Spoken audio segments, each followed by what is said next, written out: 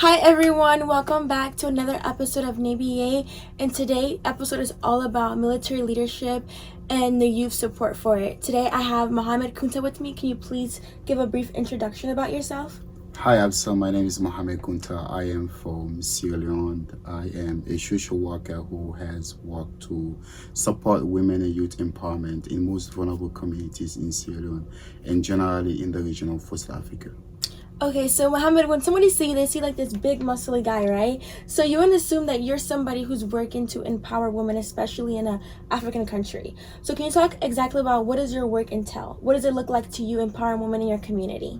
Yes, I also think that we need strong men to support women. We need strong men to empower women. For a very long time, strong men always find a way to discriminate women. So myself, who comes from a post-conflict society, and after the war, we've seen that a lot of women needed men, especially strong men.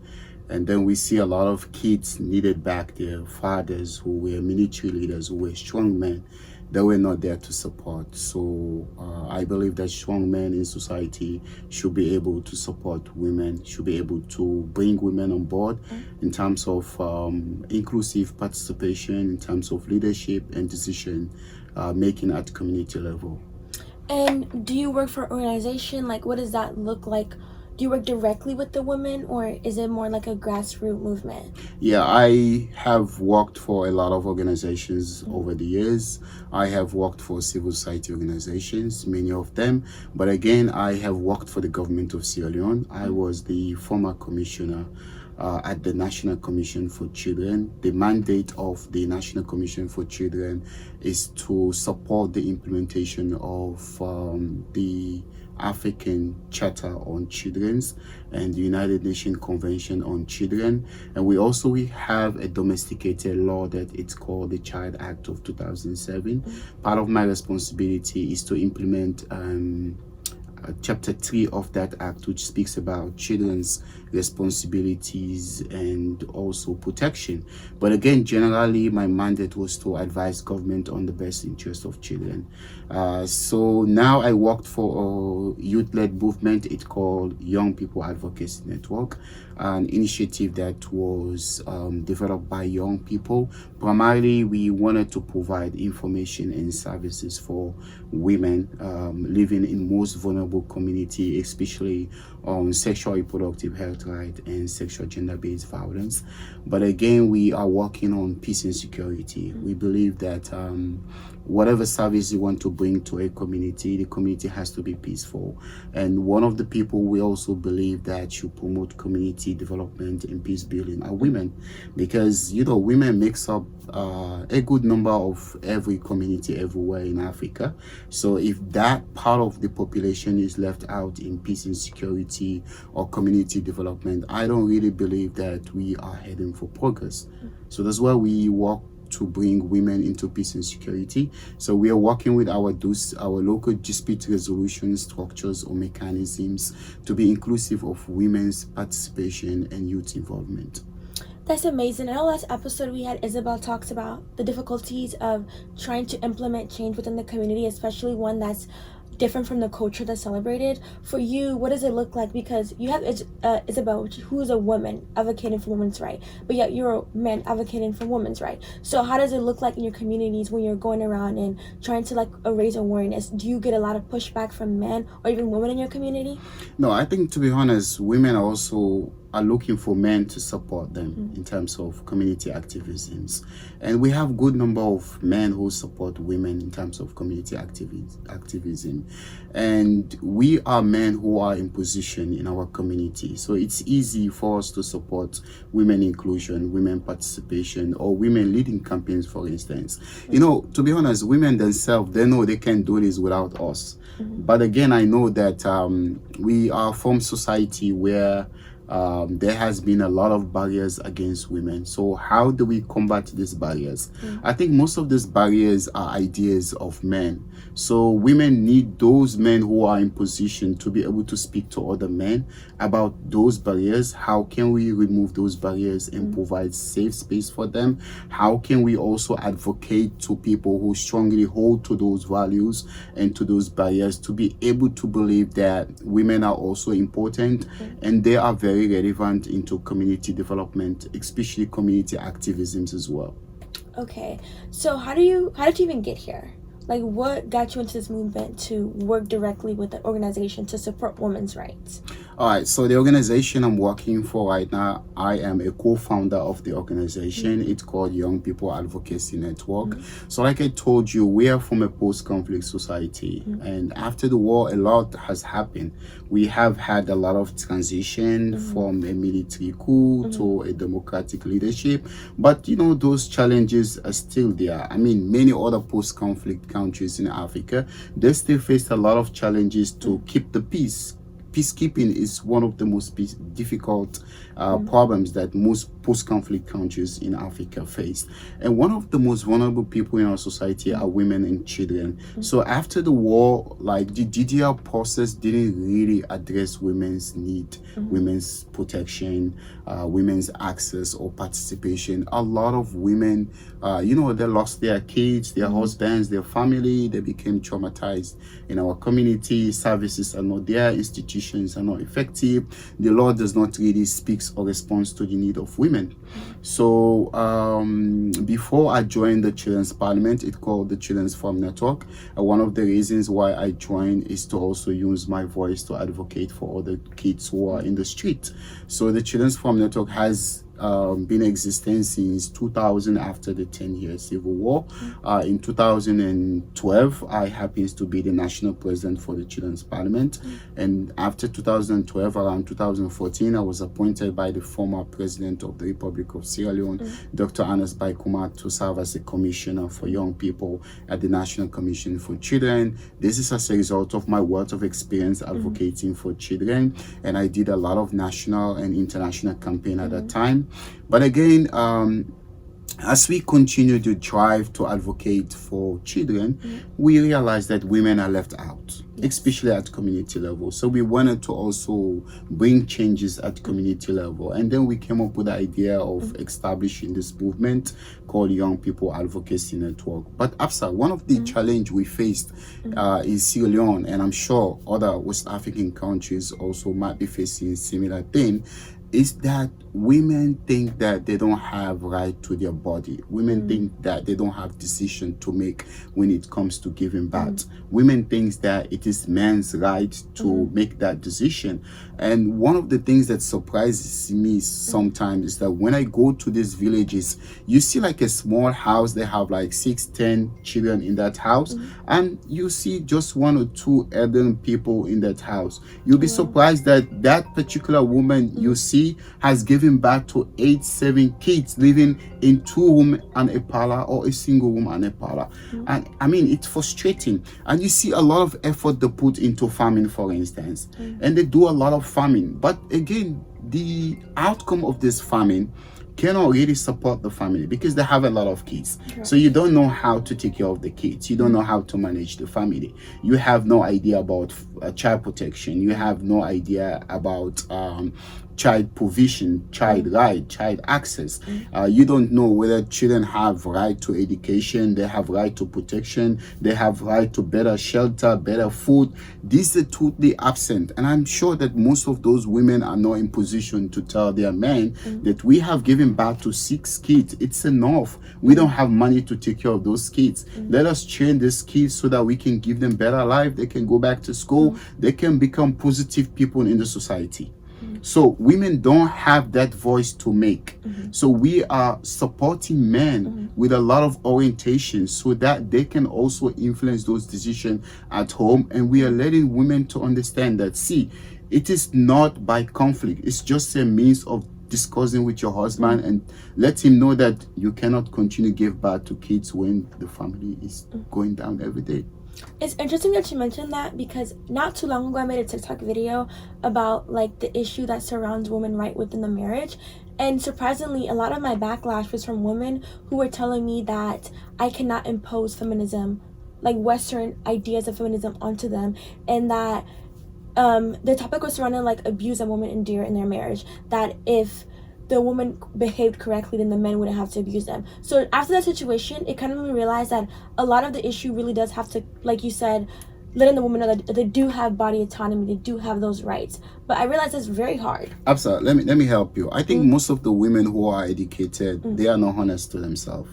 That's the big problem with Africa. Okay, we don't have women who are in position who can really speak the truth about what is happening. And you'll be surprised to know that most of those women also you see, you think that they are in better position. They are strong advocate. They faced more violations in home than even those in the villages.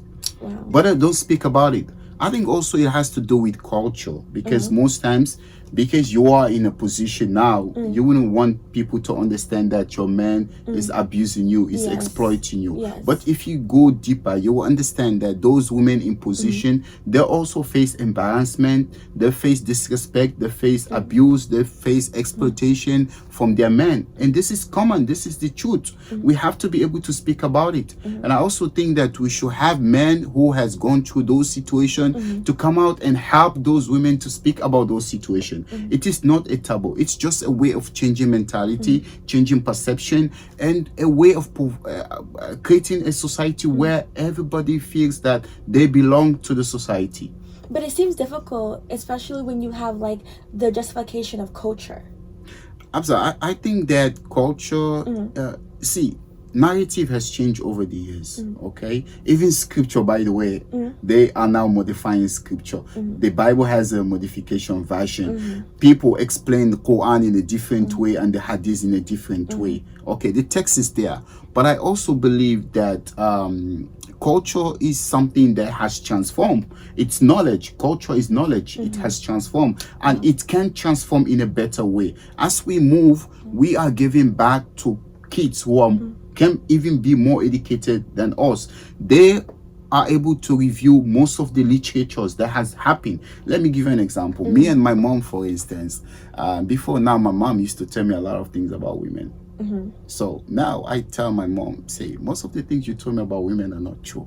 I know by then you just want to scare me to concentrate on my education. Yes. So I argue with my mom a lot, and I tell her, you know, Mom, I think if that has been written in a book, I need to read that book and I need to write another book so I can review those things that you said about women before.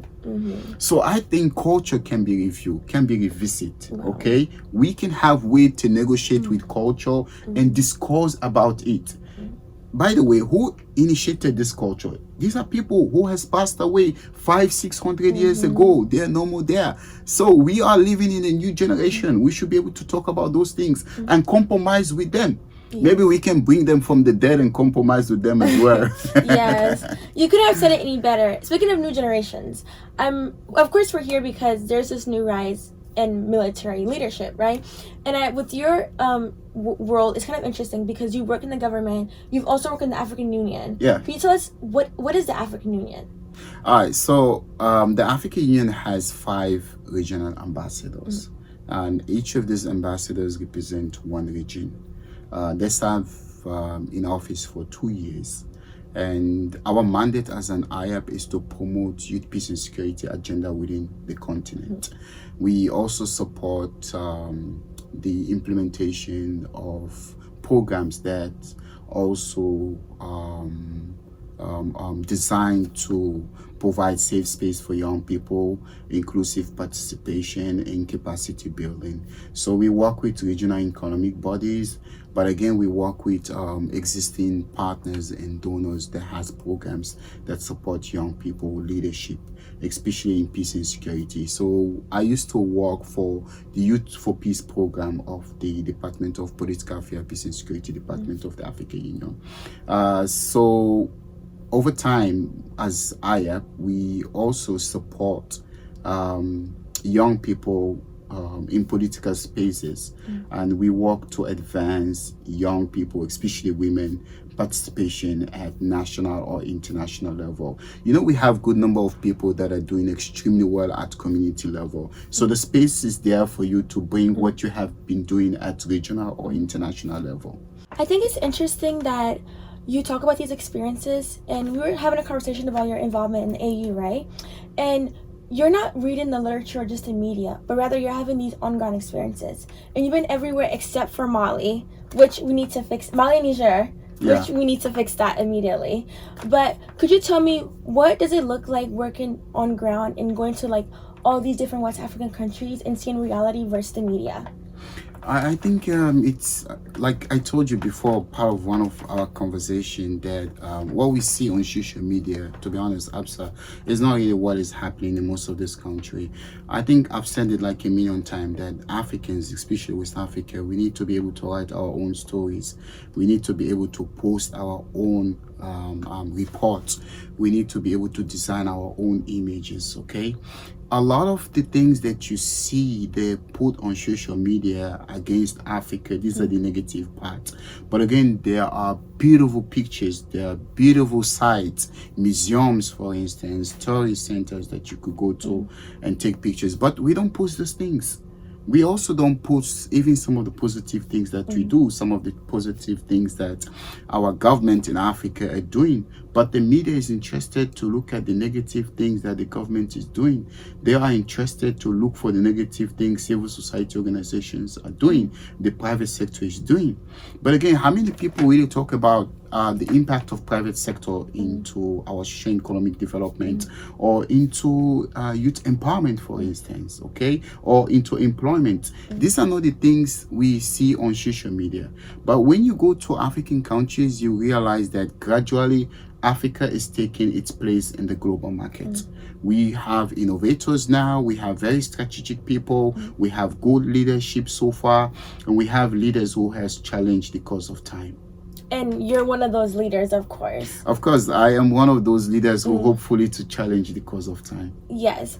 Okay, so we talk a lot about like youth, Africa being on the global stage, but there seems to be this trend in coups, especially surrounding the Sahara region.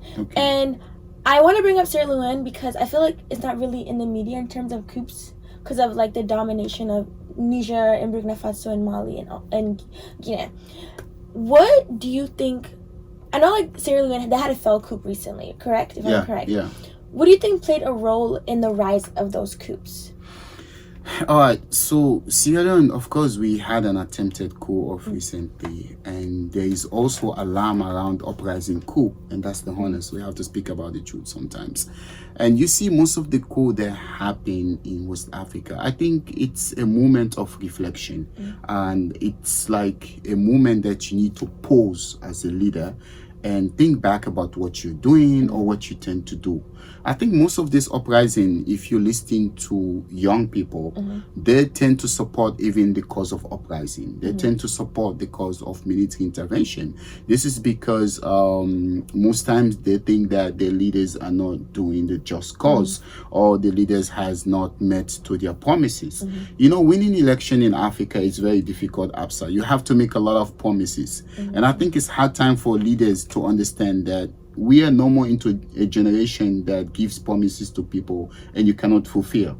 If not, one day you're going to see an uprising. And if you don't have the capacity to be there, you don't have to be there. I think that democracy is taking different dimension now. The youth are speaking for themselves. This is no more a situation where we think that institution or policy speaks for young people, and that's the why you see a lot of coup, a lot of uprisings. Before, you know, we have combat the picture of coup with democracy, for instance, rule of law, the concept of inclusivity, participation, and all of it. And because democracy has taken that center space, okay, now what young people have realized is that democracy is just about election for them, and democracy is not just about election. Democracy has a lot of elements. One of the elements is election. So you spend a lot of time and a lot of money trying to win election. When you come to power, what next? You have almost eaten all your money before time. And I think that's the problem with leadership. So when you campaign, you cannot just think about spending all your money as government on election, but you have to think the next budget? Okay, Yes. do you have that budget to upkeep that leadership? Do you have that budget to keep to those promises? Do you have the donor who is ready to come and support your initiative, your ideas? I think for me, leadership now, it's about planning and designing concept, not those existing concept that has been there. So the uprising sometimes makes a lot of sense for those people who do the uprising, but again, you have to understand that there is a lot of penalty that comes to that, because sometimes you're going to be sanctioned. Again, even those opportunity that you want to seek for as a young person might not come because you have been put on sanction. But you know, I feel that every leader in Africa, especially West Africa, they need to understand that democracy is no more about election, and the old politics has to change. Now you need to write new ways of politics, and part of it is to include young people in decision making, is to give young people position of in government, is to also make women value in society, because we have good number of population. So we are not just going to be there. I mean, when I mean we women, women are not just going to be there. Women are just not going to be there to vote. Okay. Yes. Because primarily we think that's the responsibility of women, is just to go and cast your vote and come back home.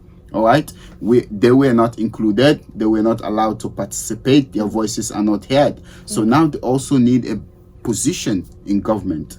Mohammed, it's interesting that you state those things, women rights, youth involvement. Well, but whenever we hear those words, it is like the representation of democracy. Yet it seems like, well, these African countries have this democracy, they seem to lack those very foundations, like you said. But when you look at Western media, you'll never see those things being equated to military leadership. Because as a person who grew up in the West, when I hear military leadership, military junta, coup, all I hear is restriction on human rights, right? This is like not my opinion, but based on the media, restriction on human rights, decline in economics, and just increase in control of people in censorship. Do you think there's a different reality to military leadership? And I ask of this because of the current rise when it comes to Burkina Faso and Ibrahim Touré, when it comes to Ousmane Guetta in Mali. When you have these leaders that are military juntas or military leaders, and yet you see their support of women's rights. Like one of the biggest examples is Thomas Sankara. Thomas Sankara from Burkina Faso. He took power during the coup, but yet during his time you had the highest women literacy rate in the country. So it seems to be like this unbalanced perception of military leadership. Like, can you make it make sense to me why when I read the media it says that military leadership equals bad, but yet when I look at Thomas Sankara, when I look at Ibrahim Touré, when I look at Ousmane Guetta, it's a different reality? Okay, you see, I've told you initially, Absa, that Africans, we should be able to write our own stories. Okay, we should be able to paint our own pictures. We should bring the reality to the market. But because we don't have access to the global media, because we don't control the global media, so we allow the global media to write nonsense about us. They write things that are not true. They just paint pictures that are not real about Africa. I agree that Africa, we don't have capacity to do certain things, but again, we have capacity to write our own stories. So we are urging Africans to write their own story. Absa, the reality is there. I believe that there is some aspect of human right, there's some aspect of freedom, there's some aspect of participation, there's aspect of provision and access, even under military leadership or dictatorship. It's there. Let's take, for instance, Guinea, a country very close to Sierra Leone. They have a military leader, okay? And to be honest, before now, we've seen a lot of protests in Guinea. And most of those protests, upside the result is very bad. You can go and search for it. But since he came, I bet you, Guinea has not had up to 10 or 15 protests. And he's been there for quite some time now. Okay, the people want him. They come out for him all the time. They campaign behind him. They rally behind him. The youth are praising him. He is doing massively well. He has embarked on road constructions, for instance. He has built hospital. He has built school. He has increased on teachers' salary because teachers were almost demonstrating every now and then in Guinea. He has increased their salary. He has managed to control the country's economy. So this is a military dictator leader who is doing all of these things. Let's go to Mali, for instance. Okay, the narrative as well is different. I believe that there is some aspect of freedom, there's some aspect of participation, inclusion, and women's participation into military leadership. It's there. See, I always say that narrative has changed and we need to review the literature. The concept of military leadership in the 90s and now it's a different one. Most of the military leaders now are educated. They knows about human rights. That's the first thing you have to understand. And before, most of them don't have education. They don't know anything about human rights. They know about the Western media now. Before, they don't know anything about the Western media. Before, even when they're committing this crime, they don't know that the Western media is looking at them and they might come after them one day. So now when they're there, they know that the Western media is looking at them and might come after them one day. So they're more careful in doing things now. They are careful with the way they handle constitutional matters. They are careful with the way they handle civic issues. They are careful with the way they handle human rights issues as well in their countries. So there are a lot of beautiful narrative that has changed. And I think we need to go to this country and see some of the good work these military leaders are doing. And I bet you what, Absa, the people in these places are celebrating their leaders. They know what's best for them. They have been there under democracy and now they're under dictatorship. They revolt under democracy. They could simply do the same thing if it's not working for them. That's the truth. So you talk about the people supporting them, which I feel like is an interesting perspective. Because for me, because Mali had multiple coups, and now we finally kind of have a stable military leader, I would say.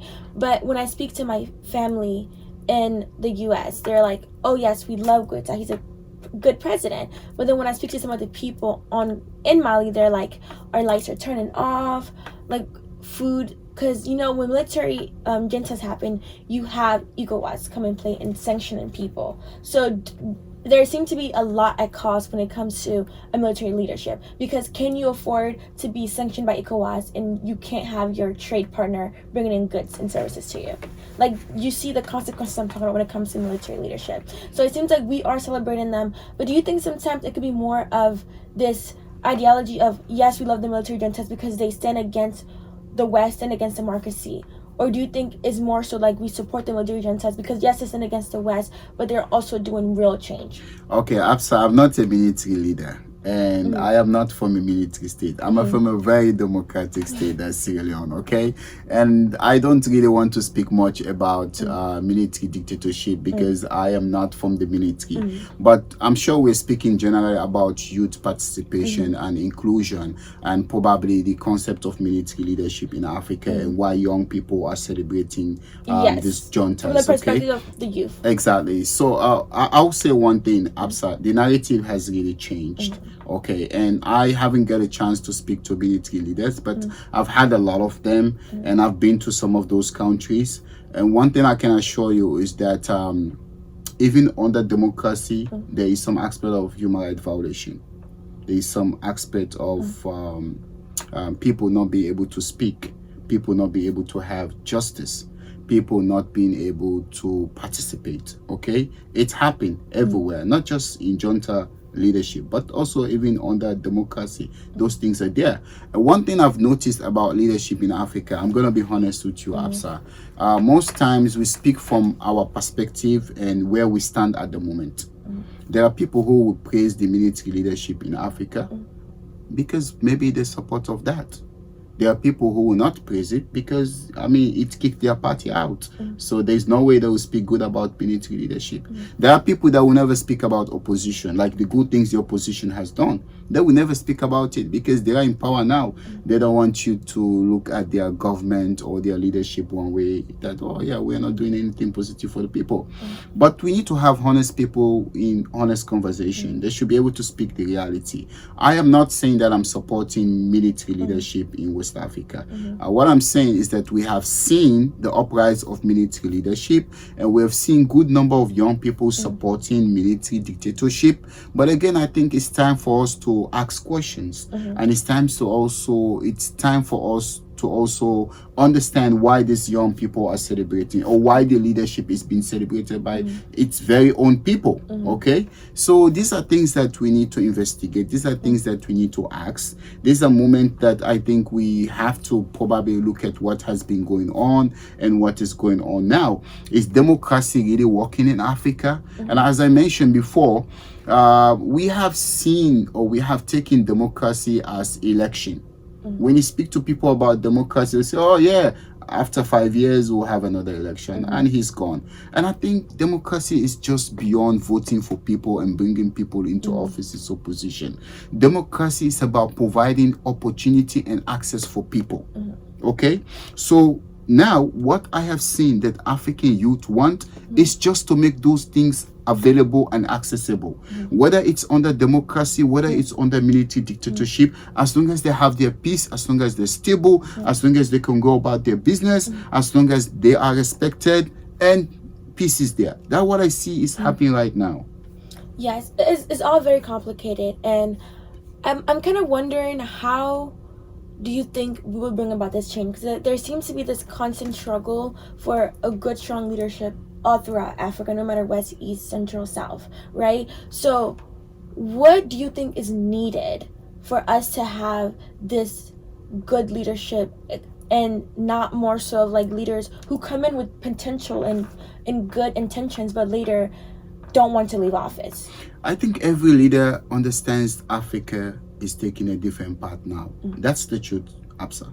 Every leader has clearly understands that Africa is taking different path. Africa is in different dimension now, and the concept of leadership in Africa has changed. I'll give you an example. Even the military leaders, they don't want to stay in power forever like before.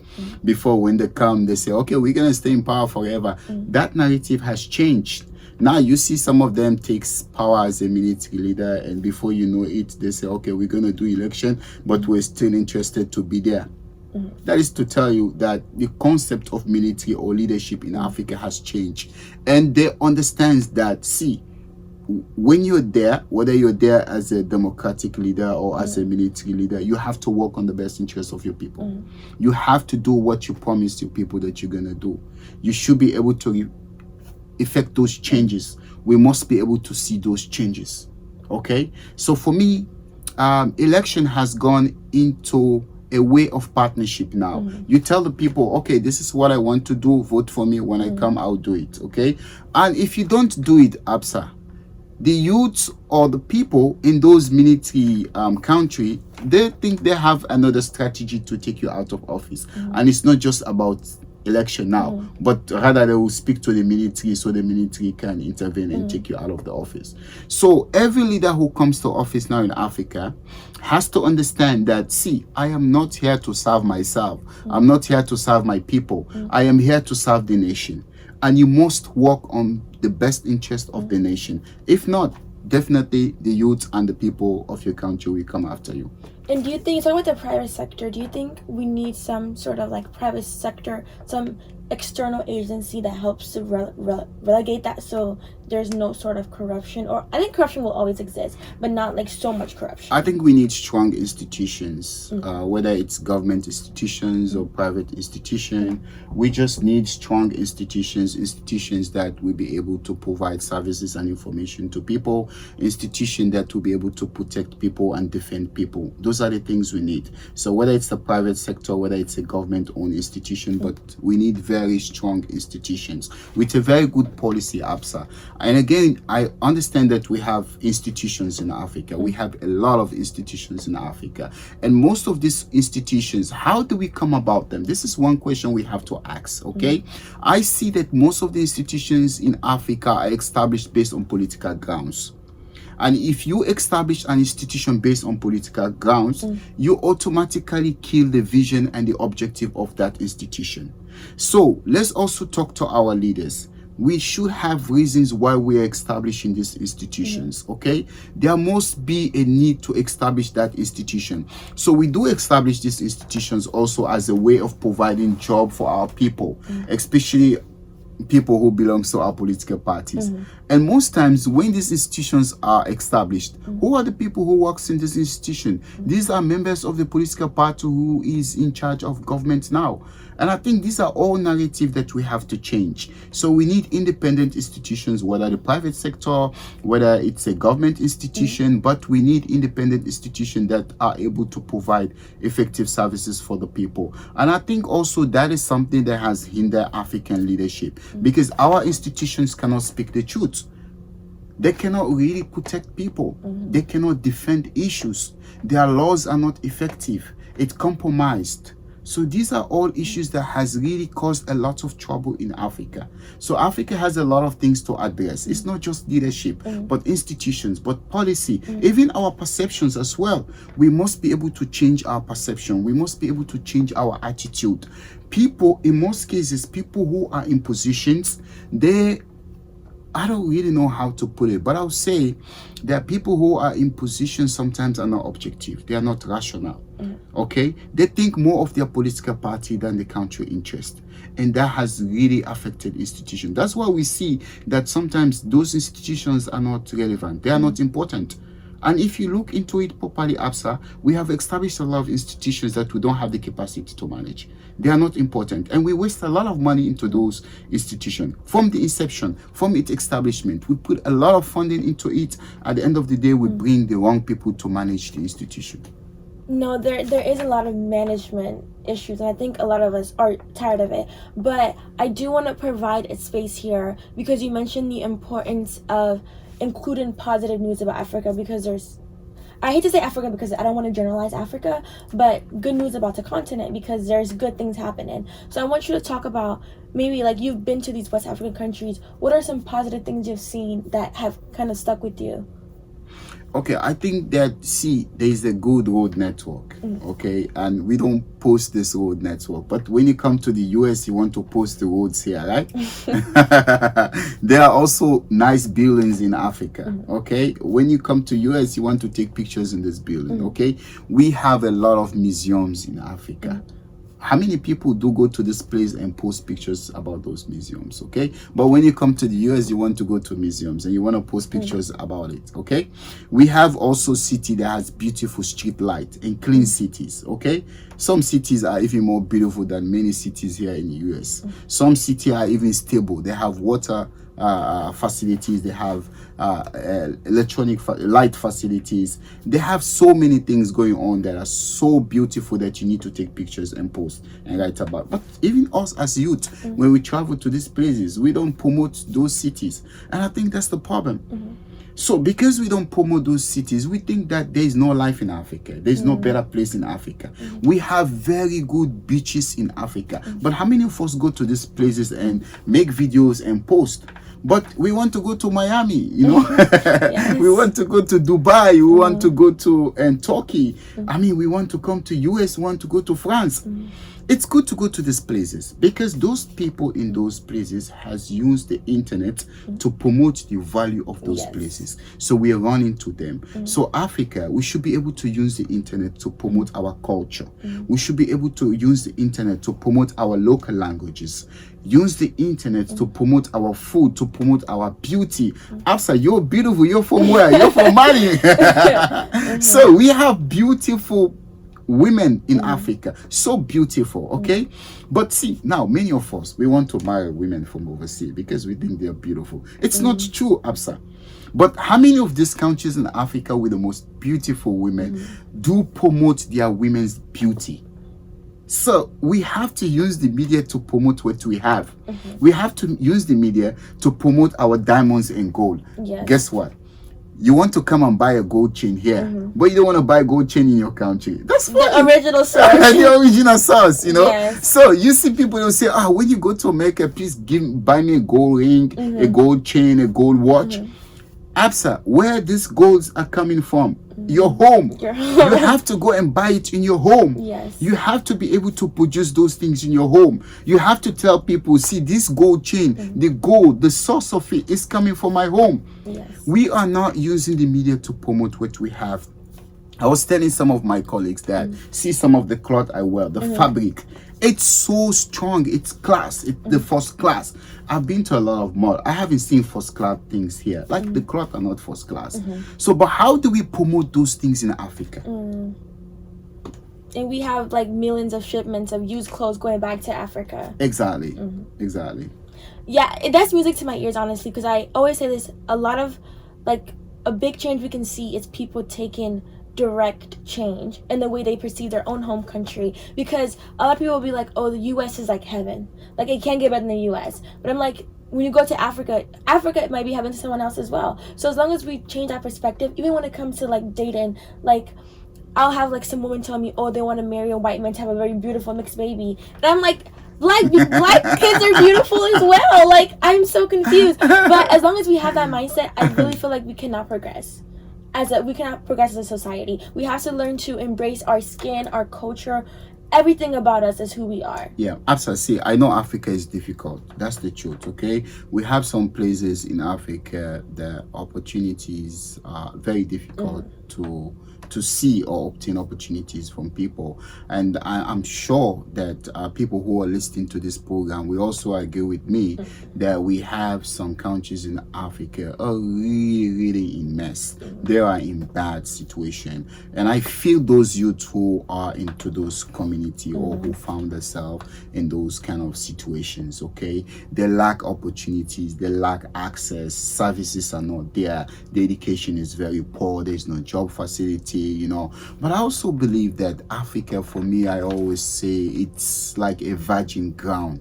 Okay, there are millions of opportunity if you want to get access to opportunities. I'll give you an example. I have friends here in the US, and many a time they will tell me, Kunta, please come to US and stay, okay? And I ask them, what do you do here? You know, the things you do here in US, if you are told to do those things in Mali, you will not do it. Same money they could be saving in Africa, okay? But how many of us want to ride Uber in Africa? Taxi, how many of us want to do it? We think those jobs are jobs for illiterate or people who don't go to school. But here, you can go to school and you still do Uber, okay?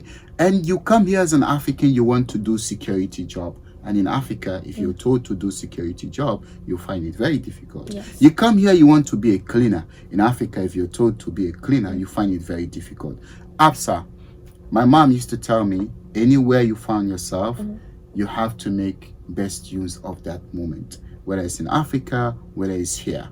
But again, I have asked many friends here, many relatives here, okay? What is your savings? You work hard. How much do you save for a month? If you look at how much they save here, if you do the same work, okay, in Africa, you could be saving the same amount of money or even more than. So this is what people don't understand. And there are people here, or there are people in Europe, they want to go back, but they can't because they are afraid of stigma. Maybe other people will be looking at them, oh, you've lived there, what have you done? Yes. A place that we want to go, a place that everyone wants to go. What do you bring? What is your success story? And sometimes if you know how much money people spend to get here, Absa, those money is a huge investment for you. You can use that money to change your entire life. You can be doing business, for instance. But the problem also, our education has some bit of challenge and problem, okay? I always say that we need to change our curriculum in Africa. We are not taught how to be creative. We are not taught how to be innovative. And that's the problem. So we think that it's only when we go to school, we come out of college, we can get a job, and we can be able to pay our bills. It's not true. There are people who hasn't gone to school, absolutely. They're doing well. They pay the bills, they have houses, they have cars, their kids are doing well. Those stories, we should be able to write them down. We should be able to inspire you to those stories. We should be able to tell our youth that, see, there are people who lives here, they can pay the bills. There are people who lives here, they have been living a comfortable life. With time, everything changes. They go back, they live in the street with their families. These narratives are not on social media. And we don't see pictures of those things. Yes. You know how many homeless people here in the street? More than even what we see in Africa. But how many of us can say these stories? Are the stories on social media? No. Yes. So we have to tell our youth that coming here is not like how you perceive it. It's not how you say it. There's a lot more. There's a lot of restrictions here. Here we have policies that will be against you. We have institutions that will be against you. We have a system that will fight you because this is not your home. And there's no place like home. There's nowhere you can live in freedom if not in your home. So if you want to live in freedom, you want to enjoy life, you have to stay where you are and work hard and make sure you save money and do better things with your life. I absolutely love that. Like I always say, there's a lot that needs to be done in Africa, but there's a lot that is being done. Yeah. And I want to thank you for coming on this podcast because I feel like this could be very useful for a lot of people who might have the wrong perception or one-sided perception of Africa. But before I let you go, I want you to tell us one African country that we have to visit. That's not Morocco, Senegal, South Africa.